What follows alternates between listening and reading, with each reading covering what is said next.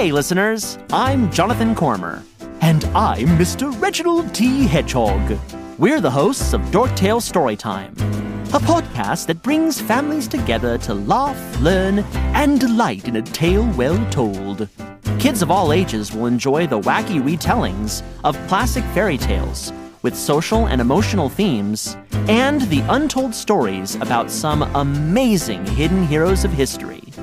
Grown-ups, if you're geeks at heart, and we know you are, we think the pop culture Easter eggs we pop into every episode will give you a few grins. So check us out where you're listening to this podcast and come visit us at dorktalestorytime.com.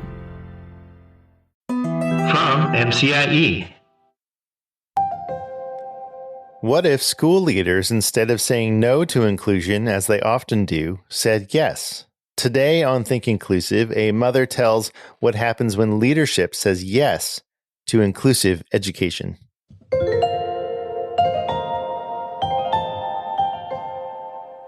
My name is Tim Villegas from the Maryland Coalition for Inclusive Education, and you are listening to Think Inclusive, a show where with every conversation we try to build bridges between families, educators, and disability rights advocates to create a shared understanding of inclusive education and what inclusion looks like in the real world. You can learn more about who we are and what we do at mcie.org. For this episode, I speak with Mary Beth Moore, author of the book Unwanted, Fighting to Belong. Mary Beth Moore is the founder and executive director of the Advocacy Underground, a nonprofit dedicated to supporting the authentic inclusion of students with disabilities across all educational environments. She studied political science and criminal justice at the University of North Carolina at Charlotte before joining the U.S. Marine Corps. She served as an intelligence analyst for the Department of Defense for several years and then transitioned to a marketing leader in the high-tech space. She uses the storytelling skills gained as an intelligence analyst and marketing leader to make the complexities in special education law and research more consumable by parents and educators alike. Before we get into today's interview, I want to tell you about our sponsor, Together Letters. That's right, folks, we have an official sponsor. So exciting. Are you losing touch with important people in your life? Are you part of a group that's drifting apart? Together Letters is a tool that can help. It's a group email newsletter that asks group members for updates and combines them into a single newsletter for everyone. All you need is email, no social media required.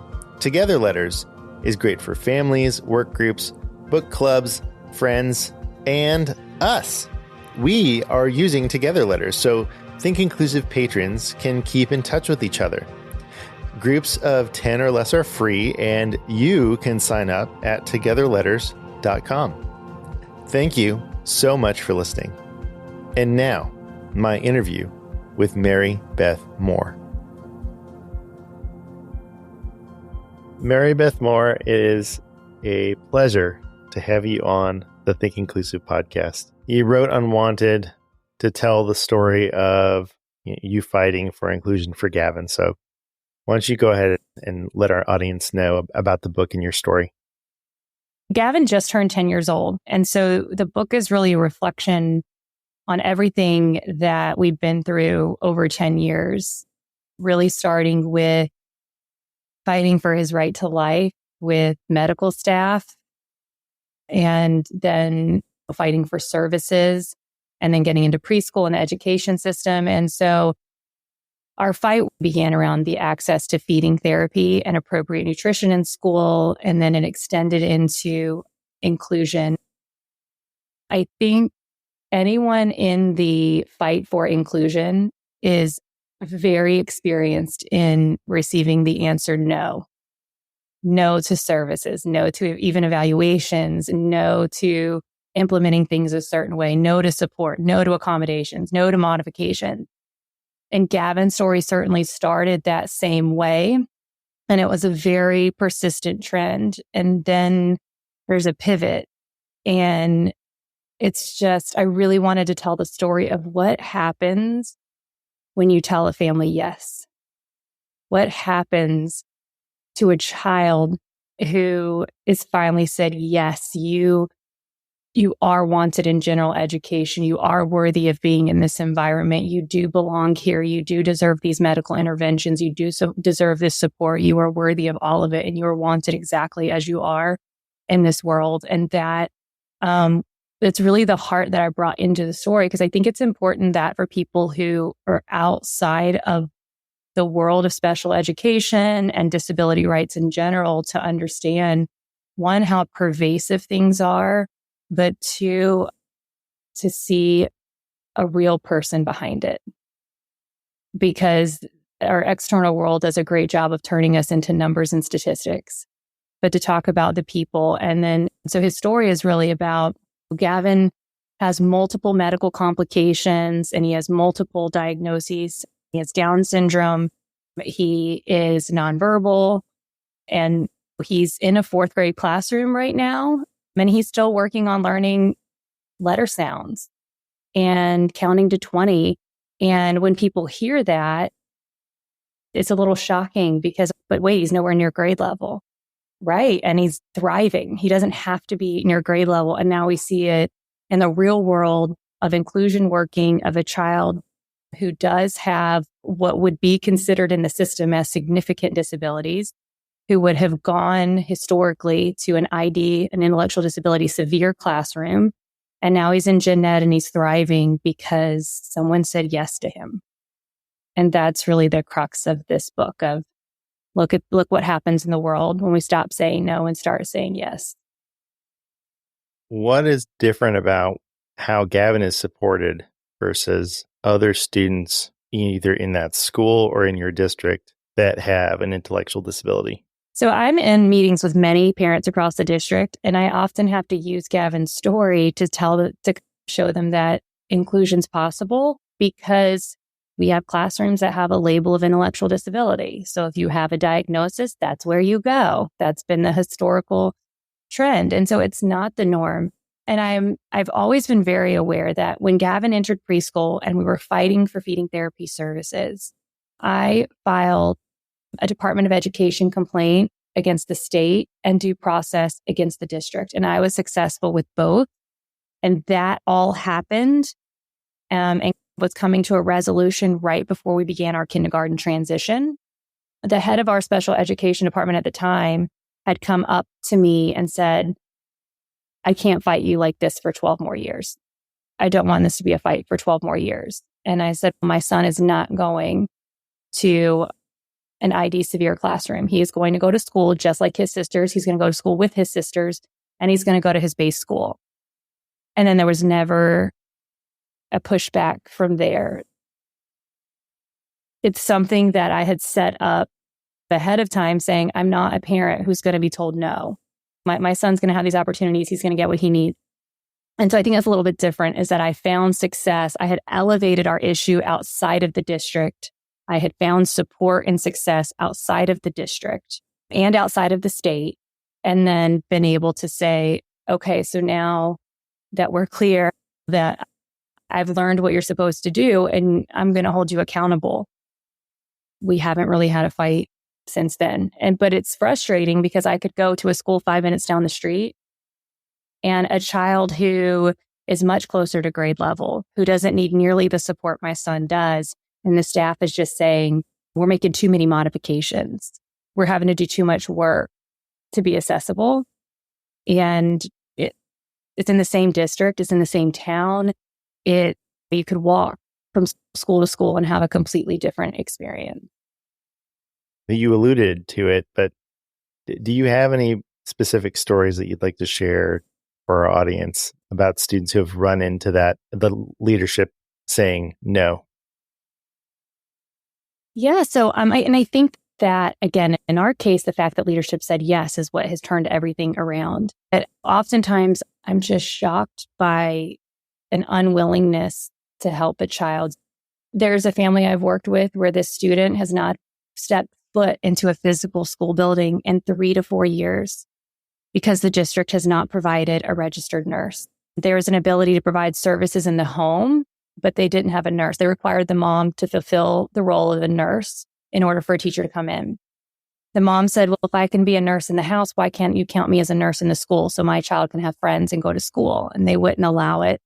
And there was an educator that said, I'm comfortable going in. Can I go in and teach? And the leadership just said no. And so we have a child 4 years with no education, none.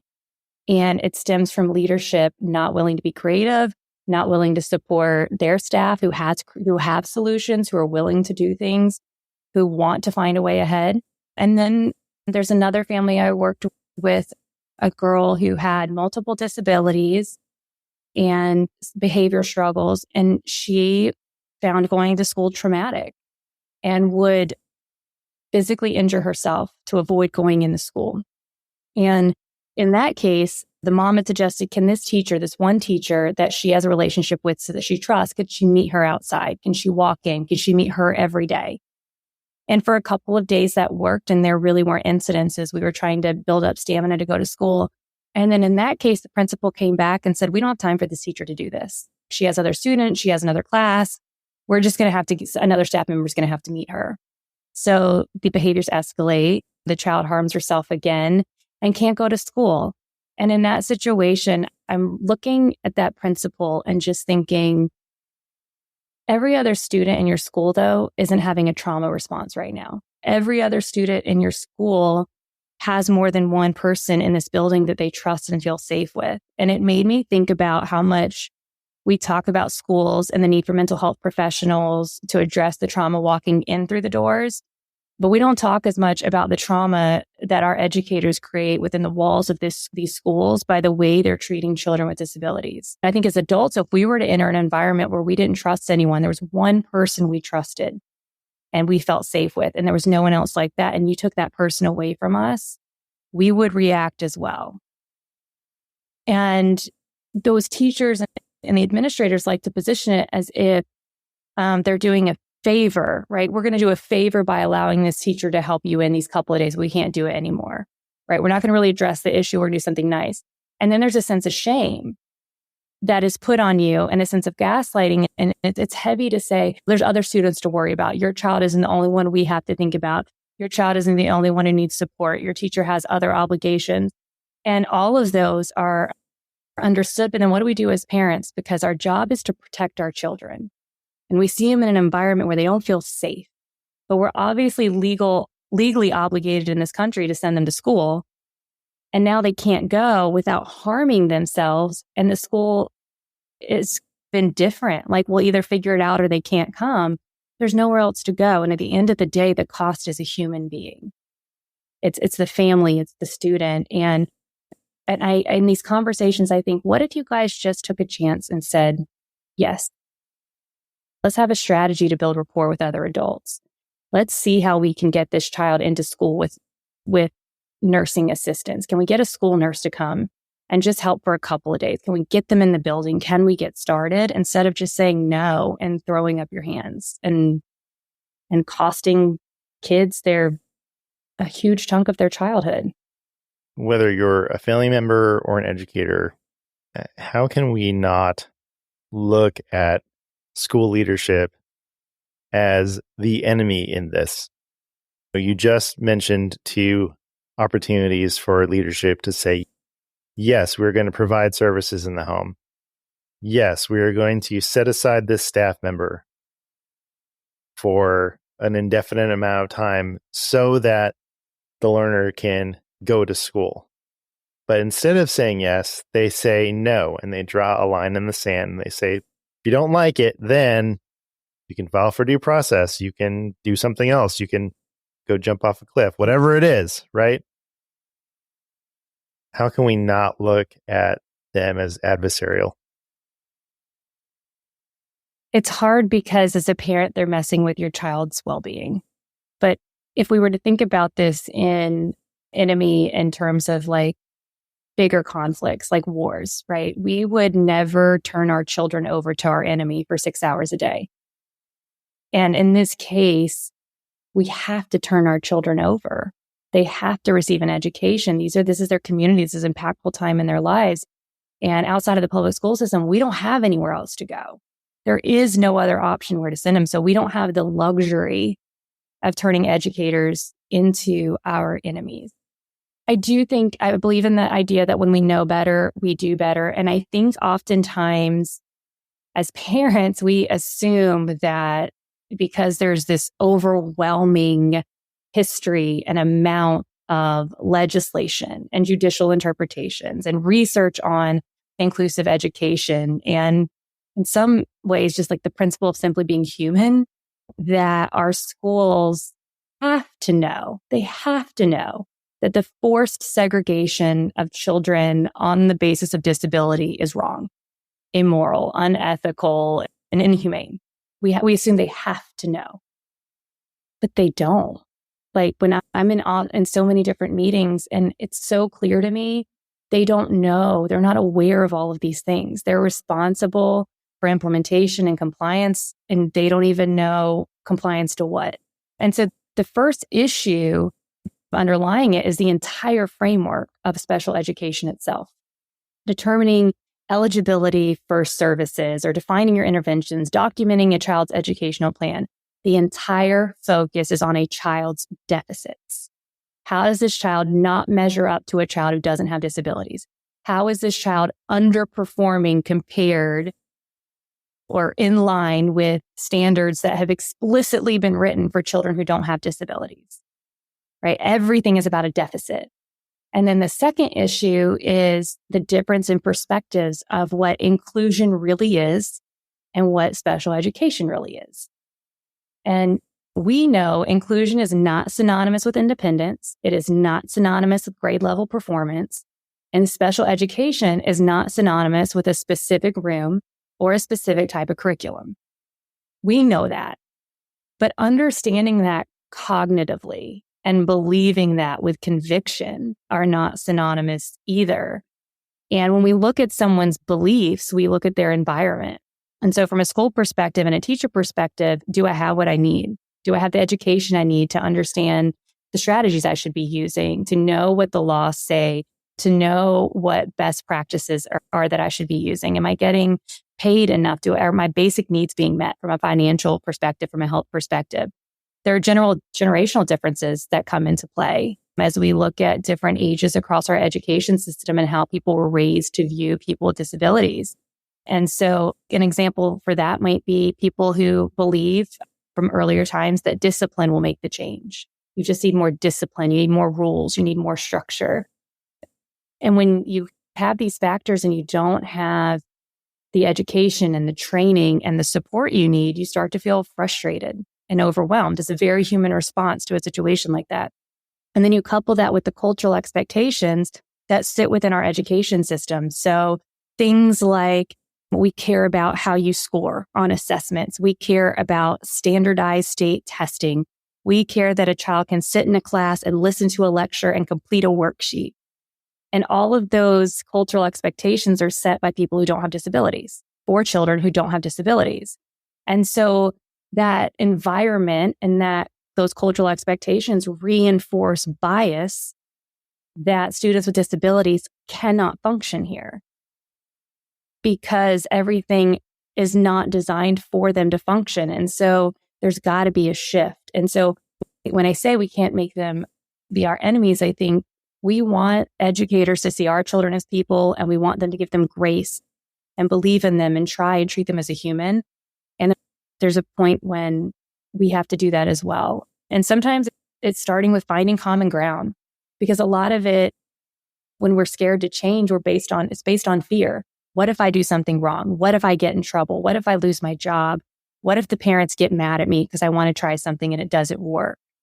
And you have to work and cultivate relationships on both sides, calm some of the fears on both sides, become vulnerable and approachable, and know that this is art and science as far as the education of all children. And so there's got to be trial and error. You have to be willing to make mistakes and learn from them, but you're not going to learn from doing the same things over and over again and never trying something new.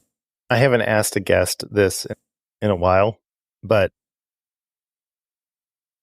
IDEA has not been reauthorized in, I think it's 15 years now. It's either 14 or 15 years. And do you think that it's a matter of we need to change the law, or is it we have everything that we need to make the changes now? We just have to implement the law. In your opinion?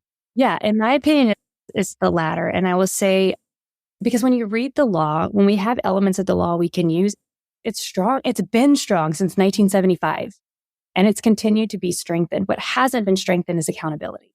And I think for most of us in the course of our everyday jobs, if we were to regularly and systematically violate the human rights of people, of children specifically, the minimum expectation would be you're fired indefinitely, right? You're not coming back. But it wouldn't be a stretch to assume there'd be criminal penalties as well. But in education, it's become a way of life. And then people are promoted and they're celebrated and they have the opportunity to make lifetime careers out of this behavior. And that speaks to enablement and support and empowerment at all levels of government, federal, state, and local school districts. And even those who are supposed to hold them accountable, by doing nothing and by having parents have to learn the law, parents initiate the fight, parents initiate accountability, that speaks to enablement, support, and empowerment from all of our higher levels of authority for this type of behavior to be so pervasive. What's written is strong. Court interpretations are strong. Research supporting it is strong. I feel this way too when people say, we need it to be fully funded, we need more money. And my first thought is, but look what you've done with the money you have. There is so much fraud, waste, and abuse across the special education system, across the money that's there. There needs to be accountability in what has already been given before we just give more. And so I think that what needs to happen is that people need to be personally accountable for violation of law. If an officer were to come up to us for breaking a law, we don't get to say, I didn't know, and be protected. So why is that okay in the case of this civil rights law, this human rights law? Why is that okay? And why are so many people protected in it? So we've got to put teeth into it is what we need to do. And I think that having more oversight and maybe even, I think at some point, because the government's so complicit in a lot of this at different levels, you've got to have a third party watchdog type organization that defends the children, right? That because you've got all of these adults on either side and in between, children are going without services for years if they ever get them. Isn't part of the problem, I'm not saying all of it, that we are decentralized in the way that we have held accountability? Because really, even in the US, and I'm learning about how things are done in other countries, and I just talked to somebody in Australia, they don't even have as federal a system as we do. But even our federal system isn't that powerful. Like my local school district, the majority of their funds come from the neighborhood, right? And local taxes. They get a portion from state and an even smaller smidgen of percentages from the federal government. You're looking at special ed monies. But accountability, I feel like there's a mindset, the higher you go up in like federal offices, that inclusion's the right thing to do. We need to train principals on inclusive school leadership. We need to regulate the teacher training. What's the word? Standardize what educators are learning to get a more inclusive educator as you go in. But the power, it seems to me, is really still in the local school district and that local school board. It seems to me like the people that want to make the change have the least amount of power. And that includes like all the way up to the deputy and the of the Office of Special Education Programs. Because I guarantee you, if I had them on our show, they'd be all for inclusion. And I don't know this for sure, but even in the way that we're talking about it. But they're powerless to make any changes because those decisions are made at the district level. And even the state doesn't have as much power. Anyway, I know this is a tangent, but I'm curious. So I would, and it's interesting because I would actually argue the opposite. And I would say that like in our area, and most school boards we've got people who can just run for office and get elected. They know nothing about special education. They make all of these decisions and they ignore parent input. It's politics. We got politics involved, right? Sure. And they always decide in favor of the government organization, of the teachers coming forward. And the parents and the teachers don't have as much of a voice. I will say in our specific case, right, the state was no help. And in a lot of families I say we have to elevate it. If you want to fix the problem, you got to shine a light on the darkness. And that means get it away from just your IEP table. Go tell someone else, make someone else come in and see it.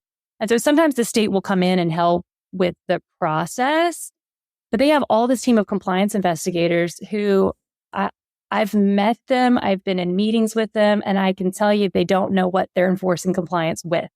They're looking at a process, a linear process, but they're not looking at the intent behind the process. They don't know the laws that are governing it, and they don't understand what they're accountable for. There have been times the Department of Education I found completely not helpful towards parents and not friendly towards parents. But in our specific case, they turned things around for us significantly by coming in. Is it handled how I would have liked it to be handled? No, because people were promoted versus punished for creating blanket policies in the state. I think, because I hear that often, I think we can't do anything. And I think there's a difference between saying you can't do something and actually not being able to do something. Mm-hmm. I have found that the more I escalate and find someone who is actually in a position that does have significant authority to make change, there's a lot of work to make that change. And I have not seen a willingness to step inside of our schools, because most people who believe in inclusion are in administrative positions, or they're really high up and they're doing paperwork, but they're not in the schools. They don't believe enough to put a program together to put into schools. They're not requiring accountability. Even our reporting for IDEA, we report based on numbered statistics. It doesn't tell the whole story. It doesn't give enough information of what's happening, and you're not getting information from parents. You're only reporting on the system itself and the numbers and statistics. And so to me, every time I have met with someone face to face, whether it's been a district superintendent, an area superintendent, I've heard the same thing. I can't do anything. What did you try? What did you try to do? Because did you even make a phone call? Have you put a task? Have you put a committee together? Have you thought about anything? What is within your realm to do something? There's a district in Virginia that took this on at a local level. And this is why I mean about people, you can do something. I think it's a lazy excuse to say, I don't have the power to do it. But there's a district, and within that district, they put together a review committee. And parents or school teams can come to this special education review committee for help when there's conflict. And I had the opportunity to be a part of this. And the committee talked to the school team separately, right? And then they talked to the parents and myself as their advocate. And that way, there's no he said, she said. And this entire committee just listens. They listen, they ask clarifying questions. They don't get into, we don't do that, or that's not how it usually happens. They just listen. They ask questions to make sure they understand. Their next step, after talking to both sides, their responsibility is to create a report with recommendations. And they give that to their director of special education. So they come up with a corrective course of action. And in this particular case, it involved a lot of training for the team. The team was making a lot of procedural errors, and they were not supporting this child in general education. And it was clear they didn't know what to do. And so versus making, you guys just have to do it, they now have a team together that went into the school. Here's specifically what we need to tell you about what's going on in this case. Here's our recommendations for how you can move forward. Here's how we can support you and train you on what needs to happen. Here's the resources we have. And the next IEP meeting we had, the entire mood had shifted. It was collaborative. People were laughing, and ideas were going back and forth. When there were differences of opinion, we were able to talk them out and understand both sides instead of locking in And so much progress was made. And the parents actually after that meeting said, I never imagined an IEP process could be like that. Never imagined it. And their child was in 4th grade. So they'd been doing it since preschool. And so in this case, this is, again, it's a local district, but any district could implement something like that. Their purpose isn't to protect the district. It's how do we resolve conflict at the lowest level? And how do we catch some of these issues we have in a very proactive way? Come to us. What's happening? How can we help? And it was just a really incredible process. I felt everyone was very respected throughout the entire thing. And this child's school experience has completely turned around to be positive. And I think about that at any time. It's I don't have authority to do anything.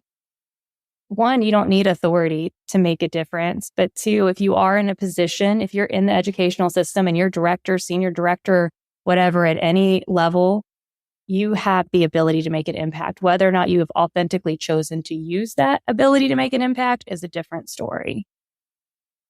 But I say that how many people have told me I remember the district came to me when I was fighting for feeding therapy, and what they told me was, you cannot change the system. You will never change the system. And in my book, I share that story where I look right back at him and I said, watch me. I had no idea what that meant when I said it. I didn't even know there was a law called IDEA. I knew nothing, but I knew I was going to change something for my kid and I was going to figure it out. So I go into things when I hear people that have all of this experience and knowledge and connections say they can't do something. I have to push back on that and say, I'm not sure you've really tried. The group that you were talking about that listened to you, was that a local district group or was that a state group? It was an organization that a specific school district put together to address their growing needs within special education. And so it was so the district made the decision to do that. The district came up with the solution. Right. And when they tell you, when you engage, you have every right. Just because you engage in this does not mean you cannot move forward with a state complaint. It does not mean you cannot move forward with a federal complaint. Or process. You can do all of those things and still engage us. Yeah. But we want to help. And it's an option. It doesn't you could simultaneously take those other actions and still engage with them. Yeah. But that willingness to say, we have a problem and the state's not helping us. So what could we do that's different? What have we not tried? And it's very impactful. So in the work that we've done with school districts, it feels like the people who have the most power to change things are school district leadership. For instance, like in Maryland, we work with Cecil County Public Schools for many years, and their LREA, I know it's just a number, but their LREA is over 90%. And it's been over 90% for a decade. Not only that, they have all of the qualitative things too. Like you talk to anybody in the district, they talk about belonging and the mindset of inclusion. And so that's happening. And there's other districts that are like that, right? But who is making that work is the superintendent, the assistant, or associate superintendent. And it filters down through the principals and then through the educators and the schoolhouse level and then the families. But even if, and Maryland does have state representatives and state district leaders that have the mindset of inclusion, that's not the thing that drove the change. The thing that drove the change was at the district level. Mm-hmm. And it wasn't an educator going, I'm going to include my student, or a family that I'm going to include my student. So one of the things that I think about a lot is who are the people we need to lean on to really make a change? And yes, we can do all of these different things, right? Yes, we can advocate for individual students. Yes, we need to change how we are standardizing the teacher education programs so that we get more inclusive educators out there. Yes, we need to change and look at state policy. And yes, we need to look at the federal policy and how we can increase accountability and all that stuff. But to me, and I think what you're saying forces it, is that the people that need to listen to this conversation and to hear about the years and decades of research that inclusive education is beneficial for all learners are really those superintendents and those associate of curriculum and learning. And it's not even the directors of special ed. Because such a hindrance is in general education, and we never bring them into our inclusion conversations, right? We're like, here's all the special education research and all of this stuff. And general educators will sit in these IEP meetings and they almost never say anything, right? They're there to answer questions about academic curriculum.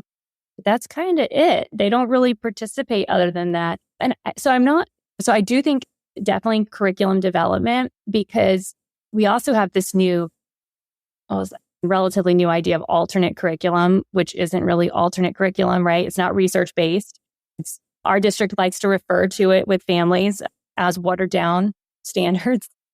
And because who doesn't want a watered down education for their kids? But then they'll say, those standards are just taught in a separate classroom.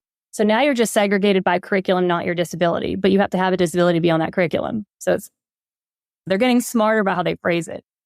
But when you look at writing standards, like in our state, there's this big back and forth of a general education teacher saying, I can't modify that standard for a student. You can. If they have a disability, you absolutely can modify that. The state says, I can't. You're grading this child in this class. And especially when we're given like 1, 2, 3, or 4s, right? Come on, if you modify, if a child cannot write and they have a standard to write something, do you not see the ultimate bias? If they don't have the physical capacity to write, or if they have to retell something orally and they can't speak, you can modify the standard. So it is definitely in curriculum development. It's in those professional development programs too, because talk about trying to get teachers in these training programs, pre-service programs.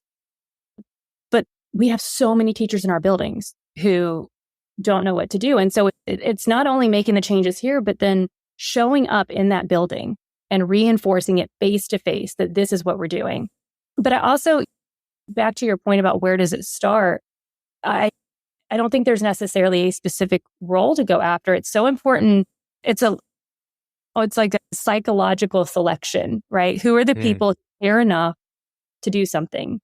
And because in our case, I mentioned I can go five minutes down the road and find a school that is doing nothing inclusive. But in our school, we have a principal who said, I've got it. Let's do it. Let's work together. We're going to figure it out. We're going to make it work. They didn't get any extra training from the district.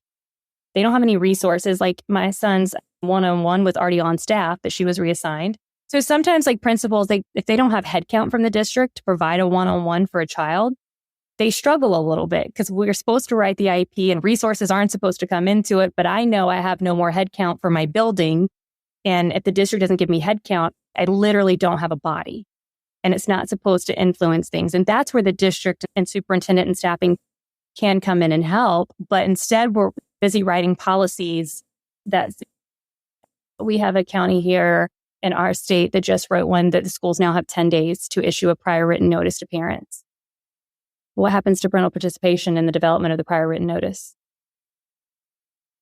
What do you do to, like, school board's working on that policy and it's against law. And now you got to go fight it. So and there's people in these roles that you would think would be helping that are hurting. So it's about how do we find the people? Like, we got to build the numbers and unite over the people who believe in inclusion, because the other side's been united. They're in a whole system, and it's a size and numbers game. And the system exists for it to continue the way that it is. It doesn't exist for it to change. There's no incentive. Exactly. Yeah. There's no benefit if you're more inclusive. In your heart and emotionally rewarding, like, yeah, right. But like, yeah. I'm working harder. I have conflict with my bosses now because this isn't what they support. My peer, who's a general education teacher, doesn't like that I'm in their classroom. Like, it makes my life so much harder because I don't have anyone else around me who supports it, minus this family. So it feels like it feels like an individual battle that you take on, whether you're a parent or an educator. And I think that's so heartbreaking because we all feel like individuals and we're all fighting the same thing. And so like, how do we come together to put pressure from the outside in and from the inside out? So the educators to join together inside the system and us as parents putting the pressure coming from the outside to say, it's not an option to not do this anymore. Failure cannot be your option anymore. We do not accept it as an option moving forward. For parents who are, or families that are feeling stuck, they want inclusion, they want authentic, inclusive education for their child, but they just feel stuck. What advice do you have for them? I remember there's a saying growing up that we've all heard it. Don't start a fight you're not willing to finish. And I, with parents, have liked to rephrase that as don't take on a fight for something you don't believe in, which means if you decide to move forward and you decide to fight, it's because you believe in it. And if you believe in it, that means you cannot stop fighting for it. And we all talk about what a fight it is, but we don't always talk about the emotions that go with it. Being overwhelmed, that sense of shame that the schools put on us for even daring to ask that our students' rights be met. The feelings of defeat when we cannot get our child what they need, when we see our children hurting because there's trauma at school or they're not getting what they need in a school environment, that stuff starts to break you down. But then that's when you've got to go into fight mode because we're fighting for something incredibly important and we're against a force that they cannot be our enemy. But when we think about a fight and taking on something that's bigger than you are, the other side who is against inclusion has strength in numbers and they've got history and they've got infrastructure behind them. And so as parents, we can support each other, right? Just having someone else in meetings and with us as a witness, shining that light on the darkness to say, I've got someone else coming in for this meeting. I have someone else coming in for this discussion, backing each other up, sitting beside each other, standing beside each other, finding the educators who believe in what we do and supporting them. And sometimes we have to do that a little more covertly so they don't get in trouble when they're letting us know what's going on. And forming those relationships and building our strength. Because in a fight, size, strength, focus, skills, experience, strategy, all those things are really important. But so is heart and resolve and values. And the U.S. education system as a whole has significant size and strength for sure, hands down. No one's going to debate that. But that's it. Like on our side, we are fighting for something. We are fighting for our kids' physical and psychological safety, their emotional well-being, their right to belong in the communities they live in, the right to be valued and accepted as worth just the way they are. And so we're fighting for real opportunities for our children who do have disabilities to be legitimately educated and authentically included. And underneath that all, we're fighting for them to have good lives and to be surrounded by both teachers and friends who they trust and have their best interests at heart, teach them life things like confidence and perseverance and to believe in themselves and to extend that into all areas of their lives, including but not limited to just academics, right? We're fighting for something so much bigger than how you perform on a test or how you meet a state standard. But the idea of being surrounded by people who have our best interest and help us with confidence and perseverance and belonging and to believe in ourselves, at the end of the day, those are the same things that make life beautiful for all of us as human beings. And I think it's understanding that when you're taking on this fight and it gets hard, it's supposed to feel that way. It's supposed to feel hard. You're supposed to feel defeated. It's when you get back up, that's when you choose to fight. Getting knocked down, that's going to happen. But you've got to dig in and stand back up to fight because it's not just your kid you're fighting for a better life for. It's the neighbor down the street. It's the person that's in a grocery store for a kid that you don't know they have. It's someone you sit beside in church. It's a family you're playing soccer with. You don't know who it is, but we are fighting for something better and it's hard and you can't give up, but you have to stay focused on what you're fighting for versus what you're fighting against. And I found that to be the biggest mind shift that I have had in my own journey with Gavin. And tying back to why I wrote this book and what I wanted to share with Gavin, that's really the crux of the feelings and the story I wanted to tell, is that we talk about the frustrations with inclusion, and we talk about the stories where children are just lost in a system and their needs aren't being met. But we have found success on the other side, and it was hard. And there were tears, and there was anger, and there was betrayal, and all of these feelings. But you have to understand that heartbreak to appreciate how incredible the triumph is now, to appreciate how incredible it is for him to sit in a fourth grade general education classroom and thrive in a system that wasn't designed for him to be there. And all because individual people along the way just started saying, yes, we're going to make it work. We don't need big systemic change to make the biggest difference. Like, we can't wait for someone else to make change, and we can't wait for someone else to hold people accountable. That's our fight in our role as parents, to protect our children and give them the life that they deserve. Mary Beth Moore, thank you so much for being on the Think Inclusive podcast. We appreciate your time. Thanks for having me. It was a blast.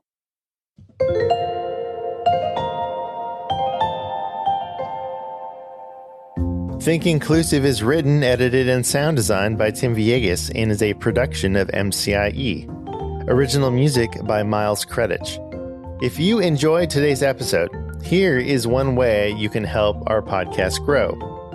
Become a patron and get access to ad-free episodes, behind-the-scenes posts, join our Together Letters group, and sneak a preview of MCIE's new podcast series, Inclusion Stories. And speaking of patrons, special thanks to our patrons, Melissa H., Sonia A., Pamela P., Mark C., Kathy B., Kathleen T., Jarrett T., Gabby M., Aaron P., and Paula W. for their support of Think Inclusive. For more information about inclusive education or to learn how MCIE can partner with you and your school or district, visit mcie.org. Thanks for your time and attention, and remember, inclusion always works.